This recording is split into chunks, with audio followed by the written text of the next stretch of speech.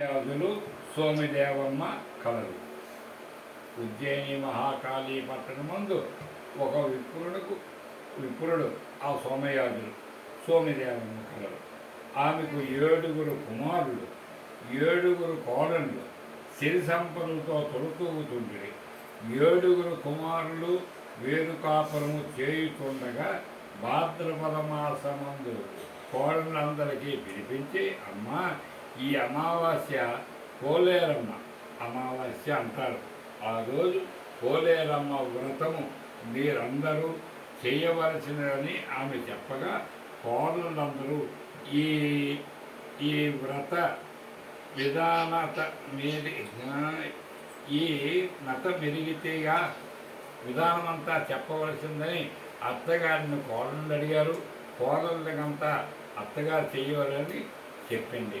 మాకు ఆ సంగతి యావత్తో చెప్పవలసిందని కోరిన అమ్మ, ఈ వ్రతము నేను చేసి మీ మొగళ్ళు 7 కంటిని ఐశ్వర్యము అందువలనే మనకు సంప్రాప్తించింది కనుక ఆ దినముందు ఉదయమునే లేచి సూర్యోదయానికి ముందు లేచి ఇల్లు గడపలు పరిశుభ్రముగా నానా విధములైన ముగ్గులు పెట్టుకొని స్నానము చేసుకొని శుచిగా బియ్యము నానపోసి పిండి దంపి కొబ్బరికాయ ముక్కలు కరిగి ఆరిద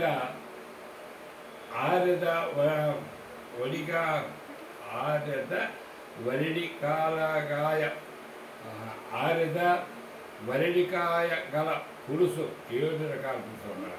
అనగా 7 జాతుల ముక్కలు వేసి ఆ పులుసు వండి ప్రదోషకాలమందు మహాకాళీకి పూజ గావించి 7 పుల్లగుమ్మిడి ఆకుల్లోని ఈ ఆరిద ఉంచి భక్ష్య భోజ్యములు నివేదనము చేసి కథ విని అక్షతలు వేసుకొని ప్రసాదం పుచ్చుకొని వెళ్ళి బహు నిష్టగా ఈ వ్రతం విధిగా చేయవలనని చెప్పినది అత్తగారు కోడలికి చెప్పి పంపని.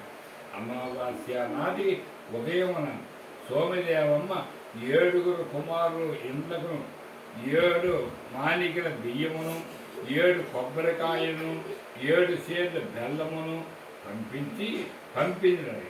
అత్తగారు నియమించిన ప్రకారము కోడళ్ళందరూ మిక్కిలి శుచిగా ఈ వ్రతమును జరుపుతుండగా 7వ కోడలు మాత్రము బియ్యము నానవేసి నానివో లేదో అని కొంచెము నోటిలో వేసుకొని ఆ తర్వాత పూజ వగేరాలు జరుపుకొని